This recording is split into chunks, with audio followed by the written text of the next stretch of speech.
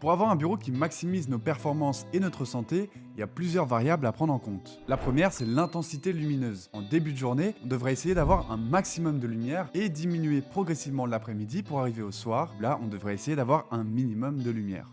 La deuxième, c'est la position de la lumière par rapport à notre tête. Pendant la journée, une lumière qui vient d'en haut, et en fin d'après-midi, allumer des lumières qui sont plus basses. Ensuite, on a la position de notre corps. Le mieux, c'est d'être assis avec le dos droit, avec les coudes à 90 degrés, 90 pour les Français, ou éventuellement debout avec les coudes toujours à 90 degrés. Ensuite, on a la position de l'écran par rapport à notre tête, et là, on devrait essayer de mettre l'écran pas plus bas que la hauteur de nos yeux.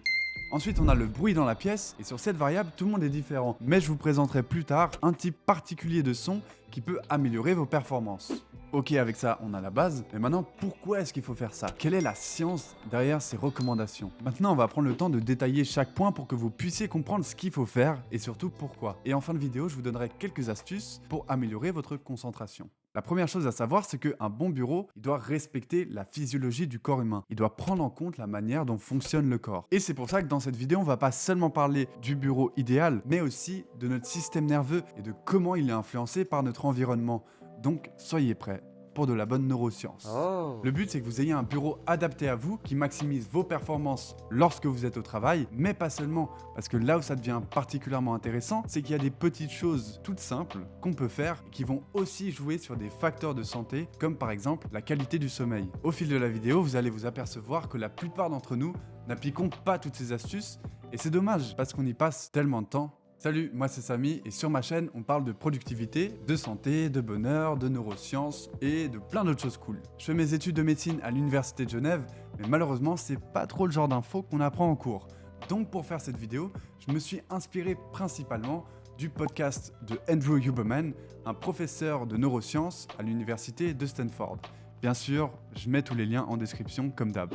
La première chose à laquelle on peut se rendre attentif, c'est la lumière, son intensité et sa couleur.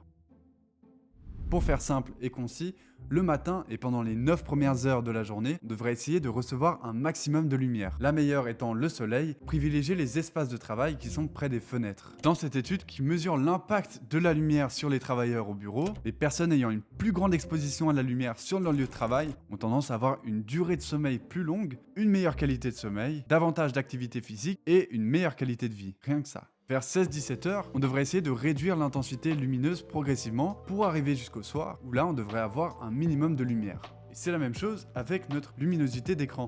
Le matin, on met fort et diminuer progressivement la journée. Pourquoi est-ce que la lumière est si importante? C'est parce qu'elle permet de régler notre horloge biologique. Notre corps entier est orchestré par un rythme, ce qui fait que normalement, vous dormez la nuit et pas le jour.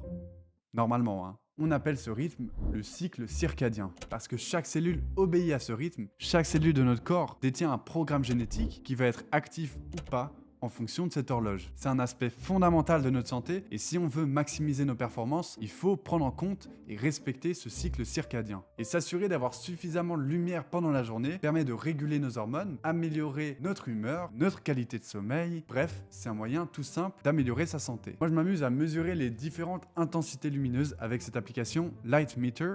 Regardez la différence entre ce bureau près d'une fenêtre et celui-ci qui est éclairé avec une lampe artificielle.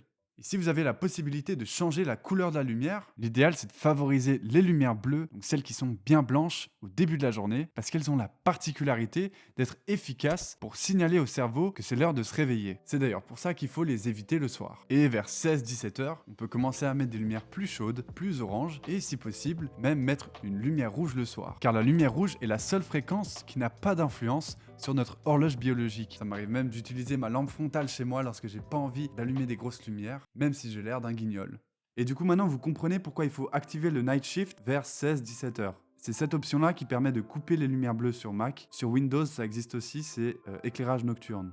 Petit aparté sur les lunettes anti-lumière bleue qui se vantent de réduire la fatigue des yeux, l'asténopie en langage médical. J'ai même entendu un vendeur qui disait que les lumières bleues provoquaient des cancers et des cataractes. C'est complètement faux. Voilà. Tout simplement, ne vous faites pas avoir. Il n'y a aucune évidence scientifique qui montre que ça permet de réduire la fatigue liée aux écrans. Par contre, ça peut être utile pour bloquer les lumières bleues le soir, pour mieux dormir. Parce que ce qui provoque tous les symptômes désagréables de la fatigue liée aux écrans, donc par exemple les maux de tête, la sécheresse oculaire, la difficulté à se concentrer, c'est pas les lumières bleues, c'est la distance rapprochée entre nous et ce qu'on regarde. Parce que lorsqu'on fixe quelque chose qui est proche de nous, on a des petits muscles dans l'œil qui doivent se contracter pour nous permettre de voir net.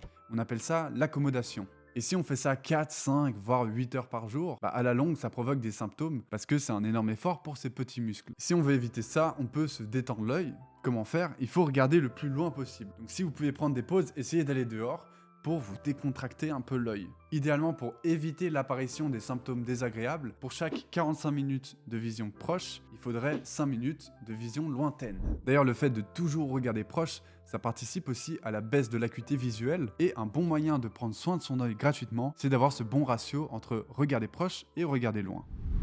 Un autre aspect de la lumière qui est important, c'est sa position par rapport à notre tête. Le matin et les 9 premières heures de la journée, essayez d'allumer des lumières qui sont hautes, ça nous rendra plus éveillés et plus énergiques. Et à partir de 16-17 heures, essayez d'allumer des lampes plus basses dans la pièce. Ça paraît assez spécifique, pourquoi est-ce qu'il faudrait faire ça? C'est pour mimer les effets du soleil. Et encore une fois, respecter notre horloge biologique. Évolutivement, si on pense aux conditions dans lesquelles l'humain a évolué, ça a du sens. Parce qu'au moment où la lumière venait d'en haut, pendant la journée, c'est l'heure d'être en forme et réveillé. Et quand le soleil descend, lorsqu'on approche de la nuit, au coucher du soleil, la lumière change d'angle et c'est l'heure de diminuer l'activité pour transitionner progressivement vers le sommeil. Neurologiquement, comment ça fonctionne? Dans l'œil, tu as des cellules qu'on appelle les cellules ganglionnaires. Ces cellules-là, elles ont une particularité, c'est qu'elles sont sensibles à la lumière. On dit qu'elles sont photosensibles. Lorsque les rayons viennent d'en haut, ça stimule des cellules qui sont dans la partie inférieure de l'œil et il se trouve que ces cellules ganglionnaires-là, elles ont une particularité parce qu'elles sont connectées à une structure du cerveau qui augmente l'éveil, qu'on appelle le locus ceruleus, qui à son tour sécrète de la noradrénaline, une molécule qui est très importante et qui aura pour effet de nous rendre plus concentrés et plus réveillés. Avant de passer à la suite, j'aimerais faire une petite aparté parce que je sais qu'il y a des périodes où on doit respecter des délais et du coup on doit peut-être travailler la nuit. Et si c'est votre cas et qu'un bon sommeil n'est pas votre priorité, vous pouvez toujours appliquer l'inverse de tous mes conseils. C'est-à-dire mettre un maximum de lumière bleue en haut de votre tête pour rester éveillé même pendant la nuit. Mais idéalement la nuit, il faudrait dormir. Franchement, ma vie, elle s'est tellement améliorée depuis que je fais attention à ça. Une des variables importantes, c'est la position de l'écran. Le mieux, c'est de l'avoir à la hauteur de votre nez ou plus haut, parce que la position de notre œil influence notre niveau d'énergie. En haut, ça nous maintient éveillés, et quand on est fatigué, on a le regard qui baisse. Et avoir l'écran à cette hauteur permet aussi de ne pas se courber et éviter les douleurs à la nuque. Et comme moi j'ai un ordi portable, et mon problème c'est que le clavier il est un peu trop haut. Donc je me suis commandé un clavier sans fil, et en attendant qu'il arrive, je fais semblant. Mais franchement, ça peut être assez compliqué d'appliquer ça. Moi, personnellement, des fois, j'utilise des petites boîtes ou éventuellement des livres. Je sais qu'il y a des supports d'ordinateur qu'on peut acheter. Je pense que je vais bientôt m'en commander un, mais pas sur Amazon. C'est pas éthique.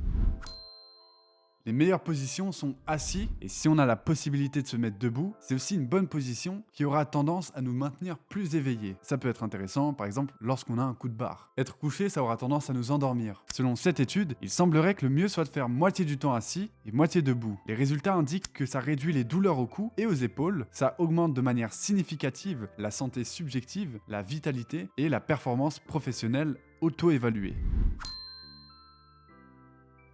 Il y a une grande variété de tolérance au bruit dans la population et ça varie même chez la même personne d'un jour à l'autre. Moi je sais qu'il y a des jours où je peux travailler dans un café bruyant, mais il y en a d'autres où juste un petit bruit de bouche, ça m'énerve.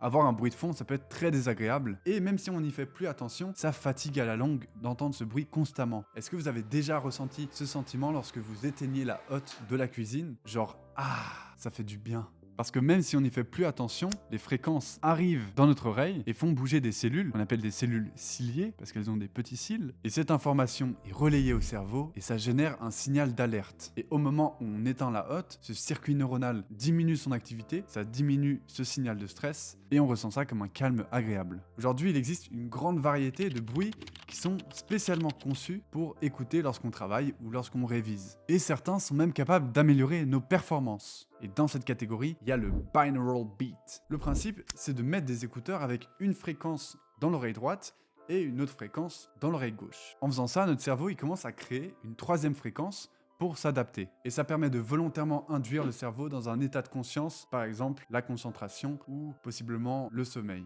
Et selon des études, il semblerait que la fréquence idéale pour améliorer la cognition, le temps de réaction et la mémoire, c'est 40 Hz. Vous pouvez trouver ça gratuitement sur YouTube, je mets le lien en description. C'est comme un bruit genre...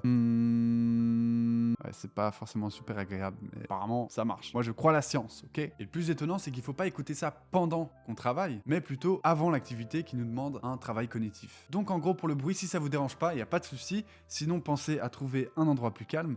Et si vous voulez maximiser vos performances, binaural beat 40 Hz pendant 30 minutes avant de travailler. Petit bonus avant la fin pour optimiser notre concentration, moi c'est des choses qui m'aident et que j'avais envie de partager. La première, c'est réduire les distractions. Il existe des extensions pour bloquer les sites qu'on choisit et ça permet de ne pas se laisser distraire par des sites qui nous font perdre du temps. Et si c'est vos collègues qui vous interrompent tout le temps, qui vous empêchent de travailler, il y a une technique de langage corporel toute simple que vous pouvez essayer, c'est de tourner uniquement la tête vers cette personne, mais pas le corps. Ça signale à votre interlocuteur, j'ai pas le time, la conversation ne va pas durer.